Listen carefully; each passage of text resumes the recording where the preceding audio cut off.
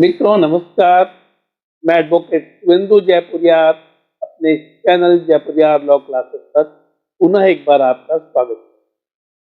मित्रों, पिछले वीडियो में मैंने आप लोगों को बताया था कि कैसे किसी एफआईआर को जिसमें बैंक कर्मी इन्वॉल्व हो, तो जुरिस्ट पर्सन है और उनके ऊपर मेन सरिया लागू नहीं होता और उनके खिलाफ जो एफआईआर किया गया है वो एफआईआर को मेंटेनेबल नहीं है, जिसे कि सुप्रीम कोर्ट ने रद्द कर दिया।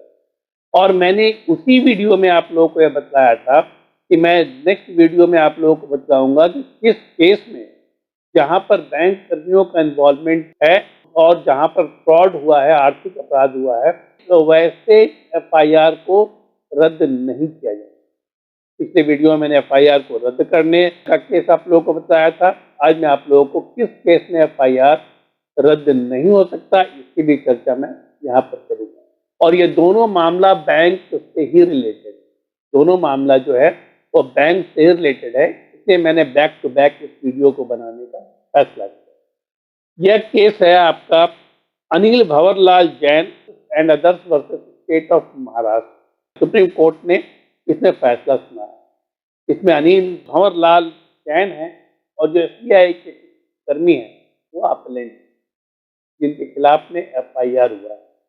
और state of Maharashtra, state bank of India, ये सभी जो लोग हैं वो रिस्पॉन्डेंट हैं। यह है क्या, पहले इस चीज को फैक्ट को यदि आप जान लेंगे तो आपको समझने में आसानी होगी। इसमें अनिल भंवरलाल जैन जो कि एक कंपनी के मालिक हैं, सन इंफ्रास्ट्रक्चर प्राइवेट लिमिटेड के मालिक हैं, ये कंस्ट्रक्शन का काम करते हैं और इसने स्टेट बैंक ऑफ इंडिया से 50 करोड़ रुपए का लोन 2014 में, ठीक है ना, 2014 में 50 करोड़ रुपए का लोन लिया, स्टेट बैंक से इसने लोन लिया। और यह जो लोन उसने लिया तो कुछ समय तक तो यह लोन सही चलता रहा। यह 2017 तक उन्होंने सही से पेमेंट किया। बाद में यह पेमेंट इर्रेगुलर हो गया और उसके बाद बैंक जो था एसबीआई, उसने इसे नॉन परफॉर्मिंग असेट डिक्लेयर कर दिया। ठीक है, नॉन परफॉर्मिंग असेट डिक्लेयर कर दिया और वो रिकवरी के खिलाफ डीआरटी में चली गई। यह है मामला फर्स्ट फेज का, ठीक है ना, फर्स्ट फेज का यह मामला है जहां पर सरफेसी एक्ट के तहत वो डीआरटी में चली गई, जो कि वह एसबीआई। इसने आरोप क्या क्या लगाया, यहाँ जो आरोप था इसके ऊपर, पहला था कि फंड के डायवर्जन का एनपीए हुआ, क्योंकि फंड का डायवर्जन हुआ। जो वैल्यूएशन किया गया था वह फ्रॉडुलेंट वैल्यूएशन था। और तीसरा जो था, जो इर्रेगुलर लोन रिपेमेंट, तीन चीजें थी मैंने आप लोगों को बतलाई। पहला कि फंड का डायवर्जन था, एक कंपनी से दूसरे कंपनी में, अपनी दूसरी कंपनी में फंड को ट्रांसफर कर दिया गया था। Fraudulent valuation of the collateral security था, जो सिक्योरिटी रखी गई थी उसका जो वैल्यूएशन था वो बार बार चेंज कराया गया। और तीसरा था इर्रेगुलर रीपेमेंट। अब यहाँ पर यह जो मामला है फ्रॉडुलेंट ट्रांजैक्शन का, उसकी मैं बात कर लूँ, फंड डायवर्जन का बात कर लूँ, इन सारी चीजों की बात कर लूँ। तो इसके पहले मैं आपको बता दूं कि जो 50 करोड़ का लोन लिया गया था और जो इर्रेगुलर हो गया, जो 50 करोड़ का लोन लिया गया था, जो कोलेटरल सिक्योरिटी रखी गई थी, जो कमर्शियल लैंड था जिस पर बन रहा था, उसका वैल्यूएशन लगाया गया था 107.7 करोड़ रुपए। क्योंकि वैल्यूएशन जितना हाई होगा लोन का अमाउंट उतना हाई होगा, इसीलिए वैल्यूएशन के समय ये लोग 3-5 करते हैं और वैल्यूएशन को बढ़वा देते हैं, जिससे कि वह ज़्यादा से ज़्यादा लोन को बैंक से अवेल कर सकें। लेकिन जैसे ही एनपीए डिक्लेयर हुआ, उसी सेम वैल्यूअर से जो वैल्यूएशन कराया गया वह वैल्यूएशन था 3.45 करोड़ रुपये। सोचिए, कहाँ 107 करोड़ रुपया और कहाँ 3.45 करोड़ रुपया। ये क्यों किया गया? क्योंकि इन लोगों को सेटलमेंट करना था, लेकिन क्योंकि वैल्यूएशन का इतना अमाउंट कम रखा गया था तो नेचुरली सेटलमेंट का अमाउंट भी कम ही होता, क्योंकि प्रॉपर्टी तो डिस्ट्रेस में चली गई थी, एनपीए डिक्लेयर हो चुका था। तब बैंक सेटलमेंट में इनके साथ पहुंचा और सेटलमेंट में पहुंचकर सर्टेन अमाउंट, करीब 35 करोड़ रुपए जमा करने की बात वहां पर आई, जो कि काफी ज्यादा लोन हो चुका था, जमा करने की बात यहाँ पर आई। उस समय फिर से वैल्यूएशन कराया गया, उसी वैल्यूअर ने अब जो उसका वैल्यूएशन किया, तो वैल्यूएशन किया 57.17 करोड़ रुपीज पर इसका वैल्यूएशन किया गया। उसके आधार पर सेटलमेंट हुआ और सेटलमेंट के बाद जो था वन टाइम सेटलमेंट हुआ। वन टाइम सेटलमेंट में 15 करोड़ रुपया जो था वह जो अपलेंट है उसने पे कर दिया था और बैंक ने उस फाइल को क्लोज भी कर दिया। ठीक है ना, बैंक ने उस फाइल को क्लोज भी कर दिया। लेकिन बाद में जब बैंक में ऑडिट हुई तब यह पकड़ में आया कि काफी सारा फ्रॉड किया गया है बैंक कर्मियों के साथ मिलकर। ठीक है ना, बैंक कर्मियों के साथ मिलकर काफी सारा फ्रॉड किया गया है। फंड का जो डायवर्जन हुआ है वो बैंक कर्मियों के मिलीभगत से हुआ है। जो रिपेमेंट जो था इरेगुलर था तो उसको उन्होंने अंडर प्ले किया बैंक कर्मियों ने।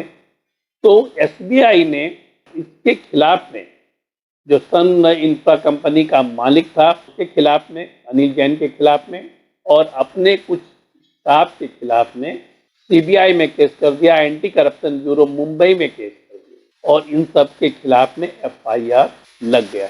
एफआईआर जो है वह लॉन्च हो गया। जब एफआईआर लॉन्च हो गया तो एफआईआर को रद्द करने के लिए ये लोग जो थे वह मुंबई हाई कोर्ट गए। मुंबई हाई कोर्ट ने एफआईआर, इसमें इकोनॉमिक ऑफेंसेस है, काफी इरेगुलरिटी है, इसीलिए इसको रद्द नहीं किया जाता। अब इसके खिलाफ ये लोग चले गए सुप्रीम कोर्ट में।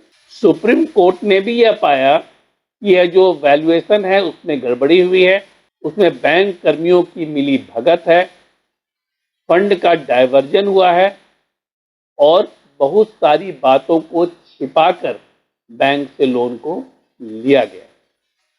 इस आधार पर सुप्रीम कोर्ट ने जो था वह इस एफआईआर को रद्द करने से मना कर दिया और उसने ऑब्जर्वेशन दिया, अभी बहुत बड़ा ऑब्जर्वेशन, जिसमें उसने कहा इकोनॉमिक ऑफेंस जो है वह पूरे देश की इकोनॉमी पर असर डालता है। इकोनॉमिक ऑफेंस यदि है तो पूरे देश की इकोनॉमी पर असर डालता है। दूसरा, उसने यह कहा कि यह बहुत ही सीरियस थ्रेट है कंट्री के फाइनेंशियल हेल्थ पर। जो फाइनेंशियल जो स्वास्थ्य है, जो वित्तीय स्वास्थ्य है कंट्री का, उस पर एक बहुत ही बड़ा थ्रेट है और जिसको कि बहुत ही लाइटली नहीं लिया जा सकता और यह पब्लिक एक्सचेकर का मिसयूज है जो कि पब्लिक के कॉन्फिडेंस को हिला कर रख सकता है। आपने देखा होगा, मैंने बहुत बार चर्चा की है विजय माल्या की, जिन्होंने इकोनॉमिक ऑफेंस किया, पूरा देश उस पर उबल रहा था। किस ढंग से उसने पूरे बैंक की अर्थव्यवस्था को और सब्सिक्वेंटली देश की अर्थव्यवस्था को प्रभावित करने का काम किया। नीरव मोदी का केस आपने देखा और ये सब लोग देश छोड़कर भाग गए। ऐसे बहुत सारे केसेस थे जहां पर आर्थिक अपराध किया गया। तो इसने सुप्रीम कोर्ट ने बहुत ही स्ट्रिक्ट ऑब्जर्वेशन इस पर दिया और ये कहा कि ऐसे एफआईआर को रद्द नहीं किया जा सकता। तो मित्रों, मैंने आप लोगों को यह बतलाया कि कैसे एक केस में जहां पर बैंक कर्मी का इन्वॉल्वमेंट था वैसे एफआईआर को रद्द कर दिया गया और दूसरा जहां पर बैंक कर्मी का इन्वॉल्वमेंट था उस एफआईआर को रद्द नहीं कर दिया गया। एक में मेंस दिया लागू नहीं हुआ क्योंकि वो जूरिस्ट पर्सन था और उसने जेन्युइनली उस काम को किया था जिसमें उसका कोई इंटरेस्ट नहीं था। लेकिन दूसरे केस में जहां पर इकोनॉमिक ऑफेंसेस हुए, अभी जो केस की चर्चा मैं कर रहा हूं, वहां पर बैंक का इन्वॉल्वमेंट था और बैंक कर्मियों का इन्वॉल्वमेंट था और बैंक कर्मियों का उसमें पर्सनल इंटरेस्ट था। इस बात का इंटरेस्ट उनका अपना आर्थिक गेन और दूसरे को आर्थिक फायदा पहुंचाना, ठीक है ना, जो पार्टी थी उसको आर्थिक फायदा पहुंचाना, जो कि देश की इकोनॉमी के लिए बहुत ही खतरनाक है। इसलिए सुप्रीम कोर्ट ने इसे रद्द करने से मना कर दिया। उम्मीद करता हूं मित्रों कि आपको ये वीडियो पसंद आया होगा और पसंद आया है तो इसे शेयर करें और सब्सक्राइब जरूर करें और ज़्यादा से ज़्यादा लोगों को शेयर करें। धन्यवाद।